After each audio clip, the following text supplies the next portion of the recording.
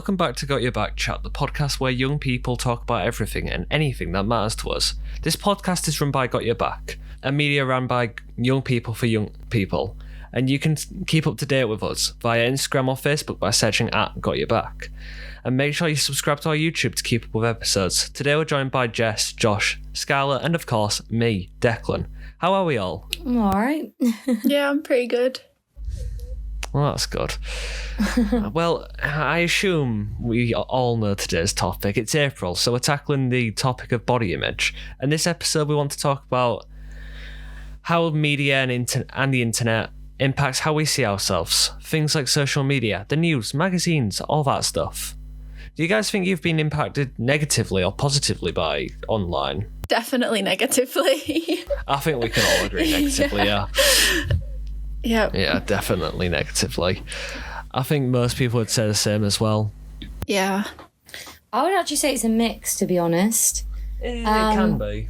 It depends on what I... Like, if I just scroll through my Instagram, then fair enough, sometimes it's negatively. But I try not to do that. For me, I try to just keep to the positive things. Like, my TikTok feed, for example, is quite positive at the moment. So I try and, look at that or go on, my Explore page or... instead of just scrolling down, if I try and find things that are positive instead of just scrolling for the sake of it and ending up being affected negatively. Yeah. Yeah. I mean, it's being in the right place sometimes online, innit? I mean, it depends what side of, I don't know, if you spend enough time on TikTok, I'm sure you're on a side of TikTok by now, but it depends on what side of TikTok you're on. Yeah. Yeah, definitely. I can't say the same for Instagram, Yeah, though. no, Instagram. No, Instagram's a dangerous game. Yeah. It's a dangerous game. Yeah, I think Instagram's one of the most dangerous out there. Instagram and Snapchat are up there for me. I don't really use Snapchat. I only use Snapchat I only use it to actually speak to my friends. I don't really use it to follow people that I don't know. And even with Instagram, I don't follow influencers and celebrities on there. It mainly is just for me to post what I want to post and see what my friends are up to. I don't really use it in large quantities. I think a lot of us are the same. I don't really use Snapchat. Yeah. Snapchat for me is just text message, but I don't text people. So Snapchat is my text message basically. I don't use Snapchat because of the amount of filters. I only really use it to send messages back and forth with certain people. It's not too bad, Snapchat. I think because you can control what you see on Snapchat a lot more. There isn't really much of an option for you to see things outside of your friends and your who you have on Snapchat. There's not really much of a realm to see things outside other than news articles.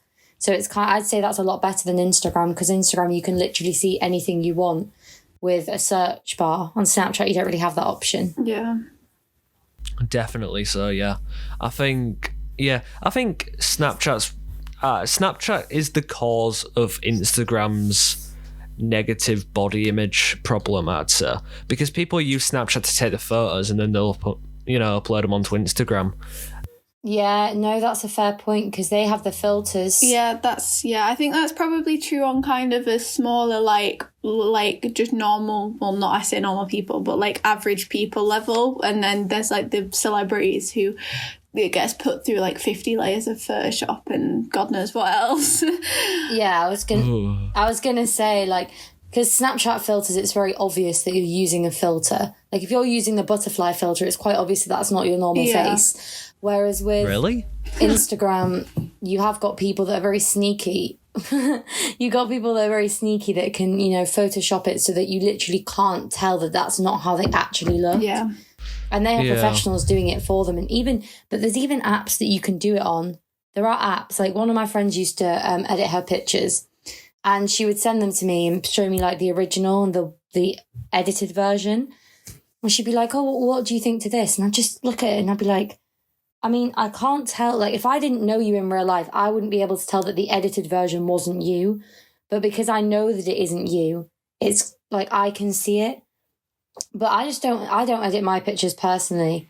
But you really can't tell with some people, especially when it's celebrities. And I think that's where the issue comes from. Yeah, and I think definitely. It's also not just on an editing part. It's also they'll have like, I don't know, well, it's the poses, and it's also the, you know, the celebrities who will have, like, they will have had surgery, and they'll have, like, dietitians and all stuff like that. That just, they're the way they look is just something that a normal person like us just will never, ever be able to achieve. And that's just kind of the truth of it. Yeah, but also definitely. they'll have photographers taking the pictures. They'll have people deciding when the lighting is going to be best. They'll have makeup artists doing the makeup for an Instagram post. Whereas there's people like us, it's kind of like, oh, it's golden hour, let's take a picture because it's going to look cute. That's pretty much all we get. That's the best we get in terms of choosing when it's best to take a picture. Yeah. I think the massive issue with Instagram is when it started, it was much less, because I've been on Instagram since 2013. I've been on Instagram since I was 11. And when I started on Instagram, I only really had like my very close friends on there. It was similar to Snapchat. I didn't really have people I didn't know. Obviously my account was private because I was quite young, too young to be on there really, but it wasn't an issue when I first joined. And it wasn't until I probably got to sort of year 9, 10, where I still had things on there from year 6 that it became like an issue for me.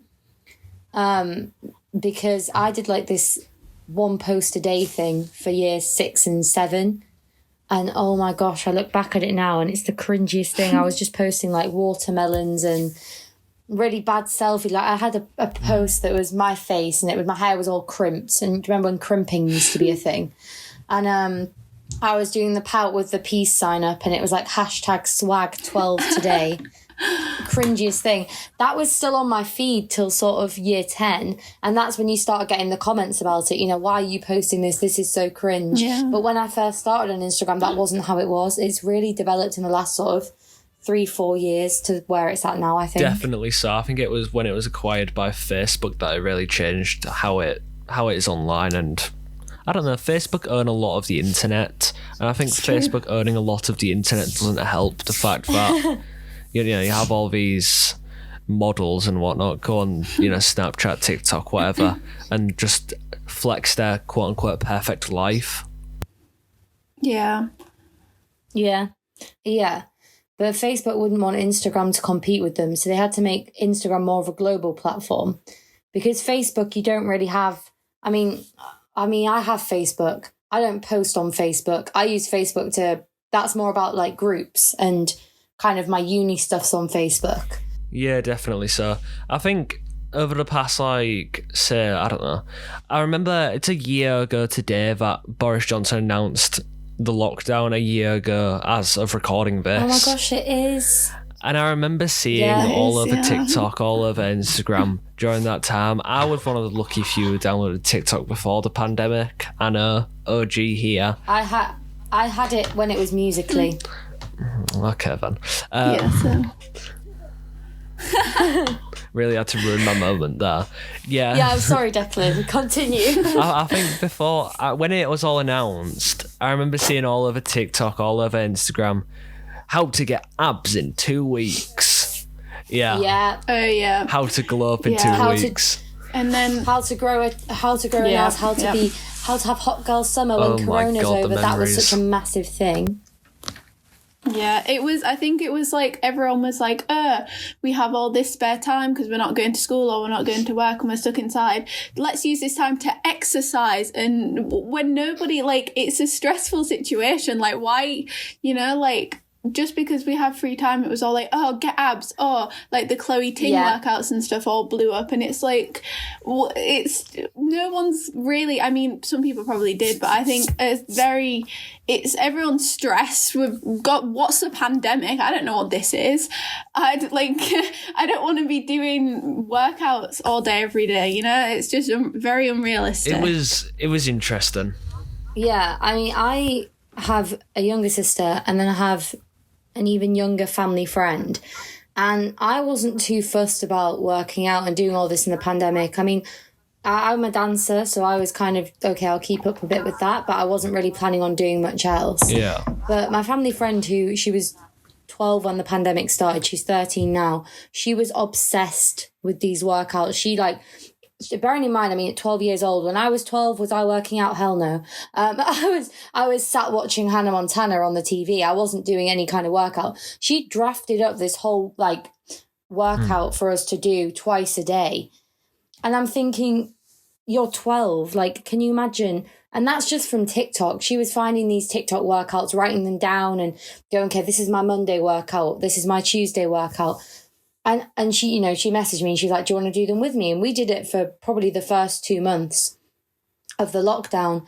And it was insane.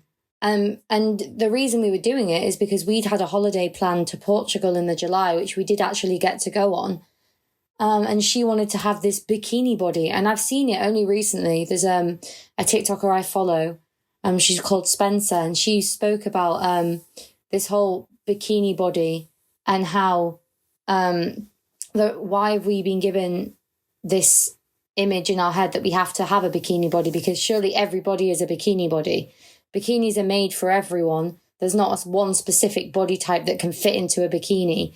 And it was talking about that, and it really made me think back to last summer when we were working out for this bikini body. I mean, don't get me wrong, the pictures from Portugal were great, but would they have been great if I hadn't worked out for 2 months before then? Yeah, they would have been.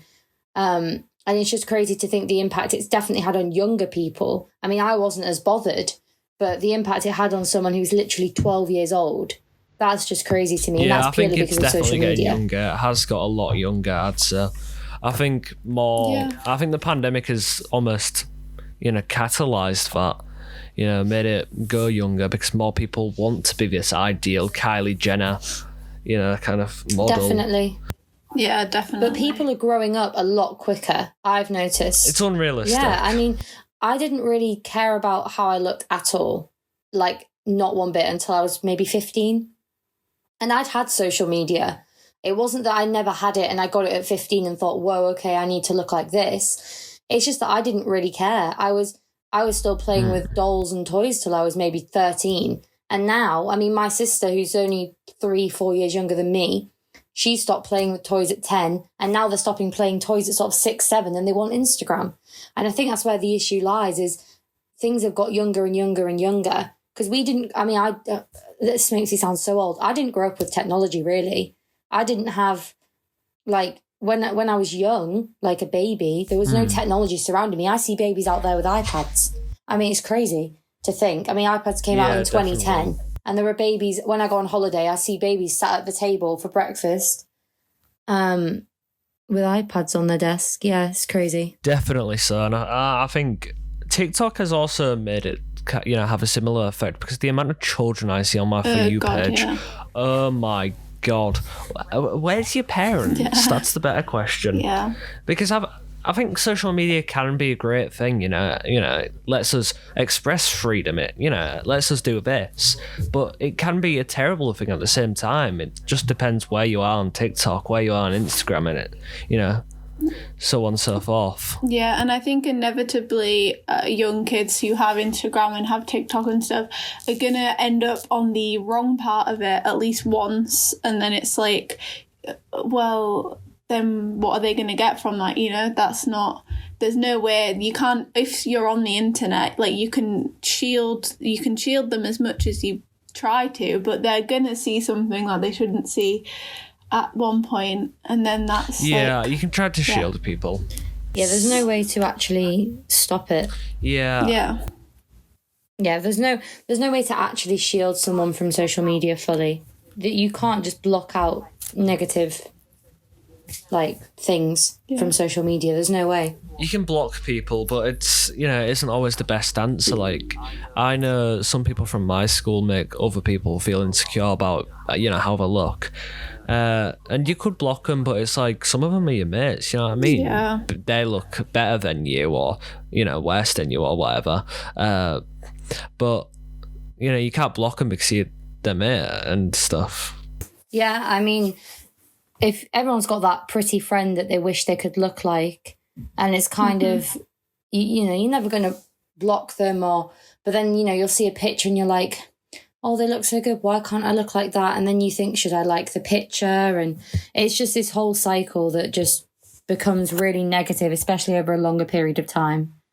Yeah, definitely so. I think once you're in the cycle, it can be hard to escape it, because social media is addicting. It's it's like nicotine or whatever. It's addicting, and I think a lot of schools, it's becoming more of a thing now, and I know a lot of, you know, primary schools and whatnot are approaching it more, but I don't think, like, people our age, in a way, the damage has already been done in a sense, because we didn't get the education that, you know, people nowadays are getting about social media. We didn't realise what it would actually become. Yeah, that's true. I mean, in PS18 stuff now, we do stuff on body image and like social media. But by this age, by 15, you know, most of the people I know, we've been on Instagram since we were like 12-ish. So that's like 3 years. In 3 years, you know, you can warn us about it now, but the insecurities, like, if they're going to happen, they will have happened already. So I think if people are going on social media younger, they need the education younger, because there's no point teaching a 15-year-old about not to look at people, you know, who they think look better than them on Instagram, because they're probably 9 times out of 10, they will have already looked at that person. Yeah, definitely. I think, yeah, there's room for change in how we, you know, use social media, and how young people and even younger people from us use social media. And I think it is hard to, you know, fully comprehend or apprehend or whatever how damaging social media can be. It was a couple of years back that Jessie Nelson did a whole documentary about, you know, social media being bad, and it shows it isn't just in celebrities. It shows, you know, because it's the average people who are looking at the celebrities and going, oh my God, they look so good. Why can't I look like that? But then it's also the celebrities who you're comparing themselves. They're suffering too. Like it's in everything. It's an everyone problem, whether it seems like it or not. Yeah, people. It is insane that even like now, that people are still like, oh, the perfect body, you know, the skin is like small waist, like whatever it is, I don't even know. It's like, It's just insane that it's still even a thing and has been a thing for like so long. But it's also, it changes. So, you know, like the ideal body, you know, has changed. Like certain things should be bigger, certain things should be skinnier. So it's like you can get this perfect body, but in a few years you'll be on Instagram and you'll see someone with a different body and you'll be like, oh, well, I guess that's the perfect one now. So it's always, I think the perfect body as an idea is always, or hopefully not always, but will be for a long time a thing, but it just still changes. Like, and then it's kind of shows that there obviously isn't a perfect body, because if there was a perfect body, then everyone, you know, it'd be achievable for everyone and it wouldn't change every couple of months. Definitely. I think, yeah, there's a lot. I spend quite a lot of time on TikTok, if you hadn't guessed that. And there's a lot of people, you know, saying, you know, this is what the perfect woman should look like, but it's very, very rarely it's very rarely, this is what the perfect man should look like. And it's, you know, down to what a person sees it as. Because there's a lot of people in my like year group who, you know, people look up to because they have abs or because they have, you know, muscles or whatever. And I think it just makes people, and I've seen it on TikTok a lot, you know, want to be someone, but it's not what they're meant to be, if that makes sense. You know, have a blonde perm and, you know, have muscles and abs and whatnot. And it's like, you know, a lot of people, I mean, it's a lot of girls which talk about body image. I'm not going to lie about that. You know, Jessie Nelson owned up about it and it made everyone, you know, go, yeah, she's got a point. But a lot of men, very rarely men actually own up to, you know, not feeling the best around their body. I know for a fact me, Josh, and Josh M, who was on the other week, will have had these thoughts. I'm sure Josh can, you know, add more to that. Yeah, I've definitely had those thoughts and just never said anything. And I don't know why, but it's hard to speak up because, you know, a lot of the, I guess how men are brought up is it's, you know, men shouldn't cry, men shouldn't be upset, and so on and so forth. It's a lot about, I mean, I agree. And I think alongside that, I think there's a lot of, when people talk about it and people say about how they're not happy, it's more of like man up and do something about it, more than like let me help you and stuff like that. Yeah. I think it's hard for a man to talk up about, speak up about it, because they might be seen as weak by their other friends or something, but it's not the case at all. I mean, people have these thoughts, and I'd say it's a fairly normal thought, but I can't speak on behalf of all men, but I know a lot of men will have had these thoughts, and a lot of people will have changed how they look over lockdown to suit, what people off of TikTok look like. But yeah, I think I don't know if this is true, but I think that a lot of the male sort of body image stuff comes less from the appearance and more of the kind of fitness implications. So it's like, if you have abs and lifting weights and all this stuff. So I think that's one of the reasons it's kind of more difficult to talk about, because it is on a surface, like it is still surface level and it is still an appearance thing.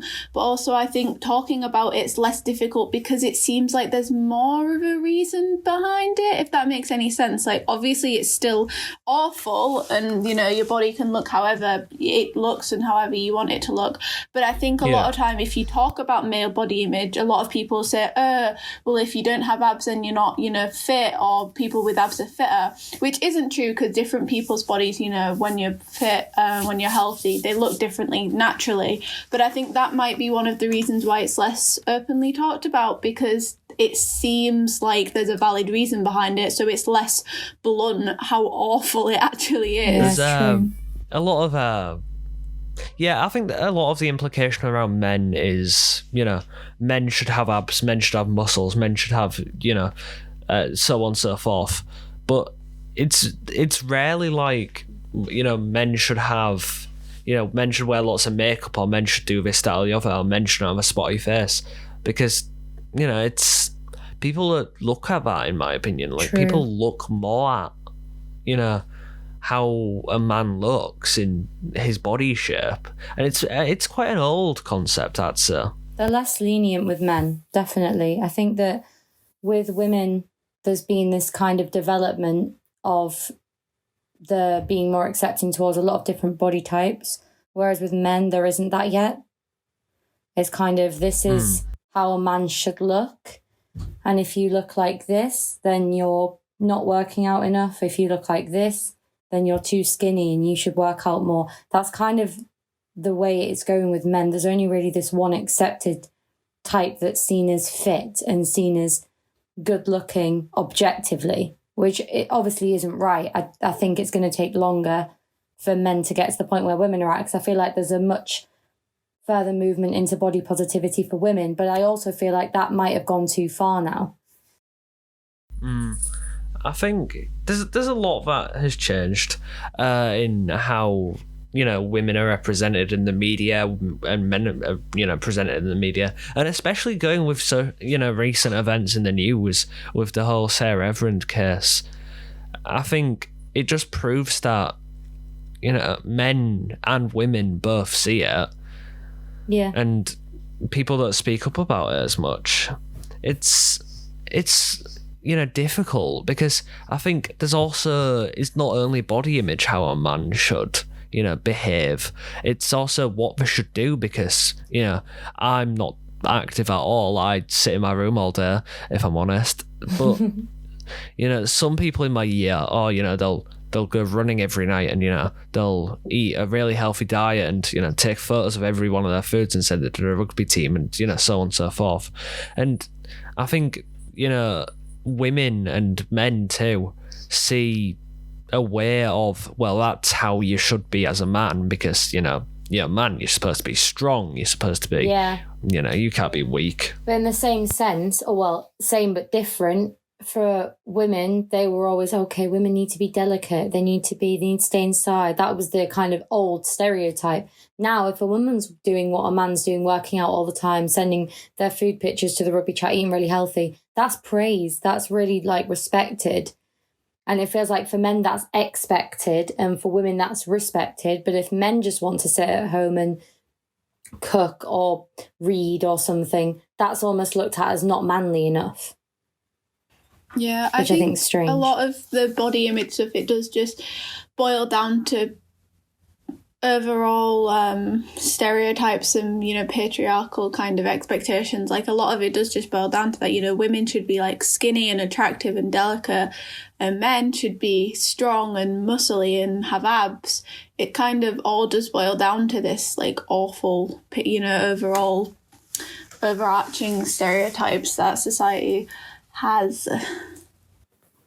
I do have a bit of a controversial, not really an opinion, just kind of a question. Oh, we love some controversy. Well, because I've seen it on TikTok, and I kind of agree with some stuff people are saying, because people at the moment are hating on Gen Z for taking things a bit too far. And one of the things that they're taking too far, or that people are kind of saying they are, is body positivity. And at what point is body positivity for women promoting obesity?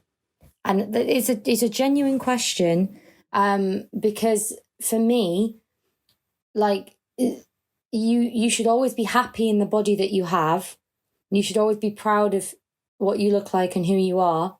However, there are certain body types that are being promoted as body positivity that is surely unhealthy. Just kind of want people's opinion on that. Yeah, I mean, as far as my opinion goes on body types and body image, you know, be what you want. It's, you know, it's your life at the end of the day, and, you know, it's not somebody else's place to say, well, you should look like this or you should look like that, or, you know. And if you're confident in yourself to post a photo on Instagram, Facebook, Twitter, or whatever, then well done. You know, that not everyone can do that, and you know, be proud of yourself for it. And to be positive about your body is something else aside from confidence. It's true. I think it's like you kind of have to separate, in my opinion, you have to separate body positivity and like body image. You need to separate the way body looks to the health of the body, because a lot of people, you know, like for example, Lizzo, she's, you know, you look at her, she's not skinny, but she also, like, I've seen on TikTok, like, she eats so healthily. Like, she's vegan, I think, and she eats so healthily, and she does so much exercise, and she is so physically healthy, like, mentally and physically. She is so healthy of a person. But then a lot of people look at her, and, you know, you'll see it on the media so much. People say, oh, Lizzo's promoting obesity, oh, this. So I think you just have to separate health from the way your body looks, because a lot of the time they are linked, but a lot of the times, you know, a person's perfectly healthy and they may not look it, and people might look really healthy, but they're not. Yeah, that's true. It's concerning how the media has manipulated what a body image is, and it's concerning what will happen next, in my opinion, especially due to, like, you know, some conservative values of, you know, women should look like this, women should do this, and it's scary to think that could be a future we head into. Almost going backwards. Yeah. Yeah, as I said earlier, it's like we're back in the Victorian times. Before you know it, I'll be working in a chimney. But then I also think that it's gone to a point where we're not going to go back to that stage, because there's far too many women and men that are fighting for that not to happen, that I don't think it actually will.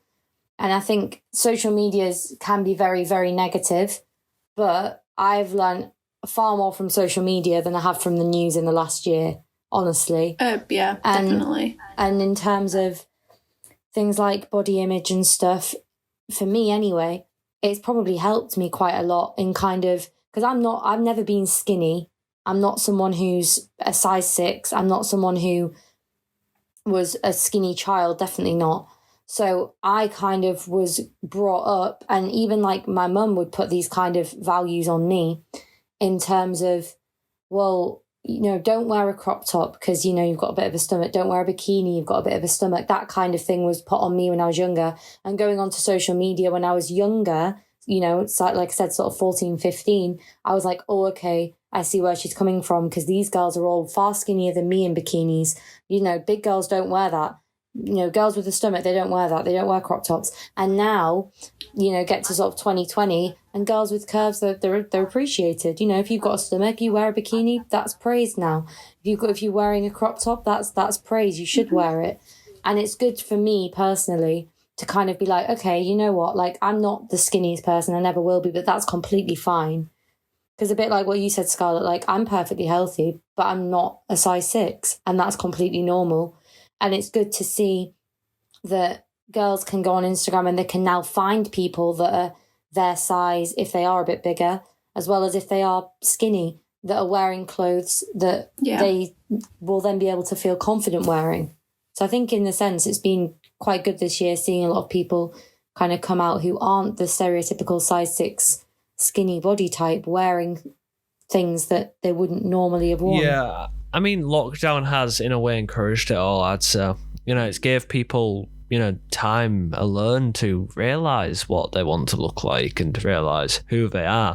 And I think maybe it's just in my year I'm noticing this, but people are kind of setting in their ways now. People are changing their hairs radically, apart from Josh. It's not radical. It's not bad. You have no hair. I don't believe you, can be honest with you. I mean, going skinhead, sure. Yeah, It's get not some bad hair. though. Wow. Well, that's not very body positive, is it? I think it is. Yeah, thanks. Body hair shaming. Great host, hair Declan. shaming, Great only host. here. I can't believe it. Um, I'm devastated. Yeah, but there's parts of lockdown which has made people realise, I like dressing like this, I'm going to dress like this. And then there's parts of lockdown which has made people go, well, I've got 12 weeks, I'm going to get abs, I'm going to, get a summer body, whatever that is. Yeah, I'm going to look better than everyone else and I'm going to prove these people wrong. A body in summer. I Don't think I've ever had a summer body. No, me neither. A little bit more tanned with less leg hair. That's a summer body. A little bit more tanned, less leg hair. There you go. Is that just for girls? Because I don't know what a summer body for lads is. I keep seeing it all over my For You page. I don't know. For boys at the moment, it's probably that weird curtain hairstyle. People Yeah, have I'd agree. curtains. That looks horrible on me. That is the worst hairstyle I can ever do. But have you seen it on people on the For You page and they have that weird floppy, yeah. Yeah, I've seen. I'm not personally a fan, but people can do what they like. It does suit some people. I can't lie, it does suit some people. Yeah. It's different, I'd say, person to person. I've seen people change so much from... I had 6 months off school, and I've seen people change from, dressing in one way to dressing in a totally other way and having their hairs down in, just letting it sit down to getting perms and whatnot. There's a massive difference between old and new media. Old media seems to be still fixated on this perfect body, this summer body, this how to get abs. Things like magazines, newspapers, the news, even things to an extent like YouTube somewhat as well. And then you've got the new media where you've got Instagram and TikTok, which I think is a bit more kind of positive to all sides, but you can choose what you see more so with Instagram and to TikTok to an extent. You can choose what you see. So if you go on Instagram and you don't want to see skinny girls in bikinis because you're going to feel bad about yourself, then you don't have to see that. Yeah, definitely. I mean, I've spent I don't know, I don't want to look on my screen time either. How many hours on TikTok this week? And, Easter's round the corner and I'm scared about that because my screen time. And I'm spending hours just scrolling through certain people's TikToks. I'll tell you what, I've fixed my screen time, guys. I can't lie. My screen time average is only 3 hours. Really? Yeah. I've fixed it. It's going to be high today because of this. Thank you. It's because I'm now... I'm proud. Thanks. It's because I'm now waking up at 5 p.m, going to bed at 3 a.m, and I'm actually doing work in between, going on walks and talking to people. I think the good thing with uni in this situation is I don't spend much time on my phone anymore. I don't need to. I have people around me. So it's good. It really is. I'm going to go home and I'm going to be on my phone 12 hours a day. When I was at home, my screen time was 14 hours. It was really bad. And I'm only awake for about 16 hours a day. So you can imagine how bad that is. But when I'm here, when you've got people around you, it's so much easier, which I think when everything does go back to kind of a normal-ish, hopefully in the summer, this body positivity in the media situation might not be as big of an issue because people can go out and they can see their friends and everyone, and then they're not going to be on their social media as much. They're not going to have as much time for that. I think, dragging people away from social media is good in a sense. But I mean, it also means we're going to see, our loss of our favourite celebrities all over TikTok, maybe. I mean, I think it'll be just a bit easier for, to drag people away, just being just give them a ball and they can just kick a ball about, stuff like that. But I think it's past. This is the thing. I don't see kids doing that anymore. Yeah, I don't see kids doing that anymore. I remember being younger. If my mum said, let's go to the park, I'd be ecstatic. But if you ask an 8-year-old now who's sat on TikTok, do you want to go to the park? They'd be like, no, I'm on TikTok. I think it's getting worse. I mean, when I was younger, we always used to go for a kickabout. Yeah. I mean, I didn't. I can't play football. Good old kickabout with the lads, Ollie. The lads. Ollie and Steve. Yeah. Two I was going random to say, names. shout out to Ollie and Steve. I know nobody's Ollie or Steve.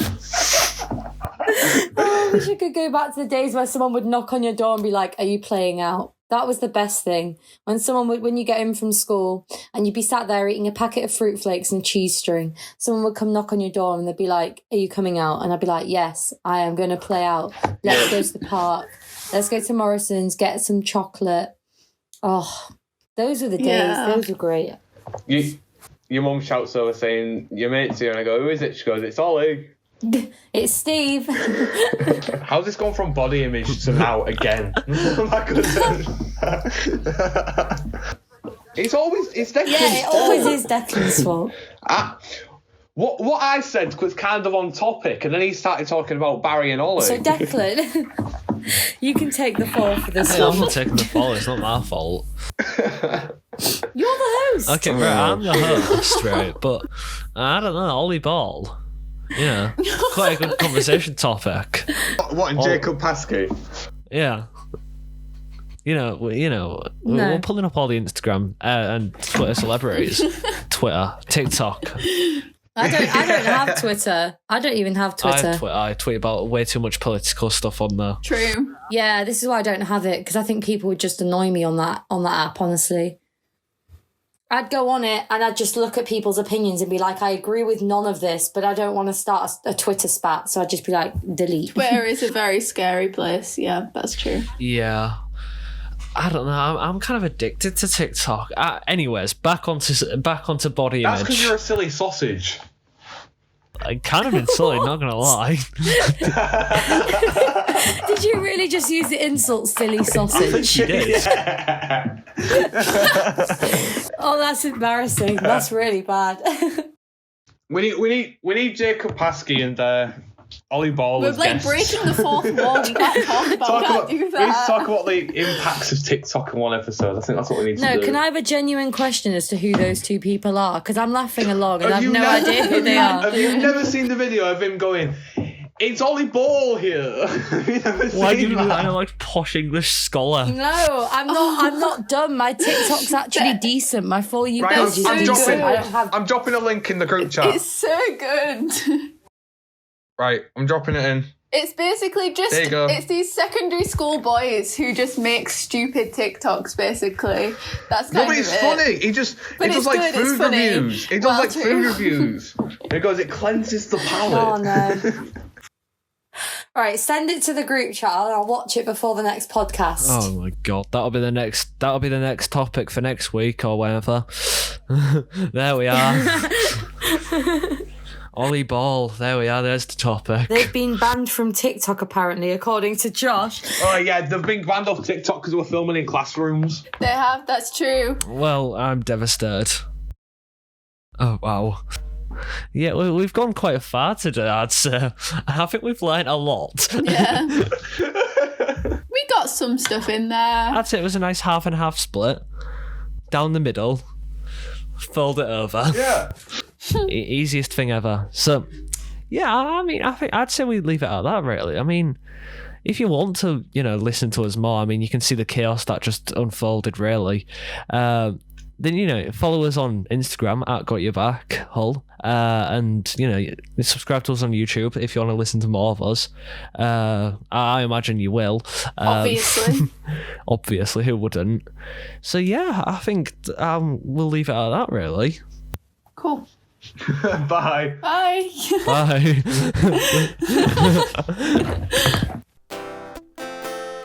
Got Your Back Chat is a podcast made by Got Your Back, a media made by young people for young people. Got Your Back Chat is managed by Eskimosoup for the Got Your Back campaign. Alice O'Dwyer is our campaign lead, Jenny Harrison is our producer, Keely Graham is our designer, and Peyton Hutchinson made the jingle. You can follow Got Your Back on social media by searching @GYBHull, and make sure to subscribe to this podcast wherever you're listening to hear more in the future.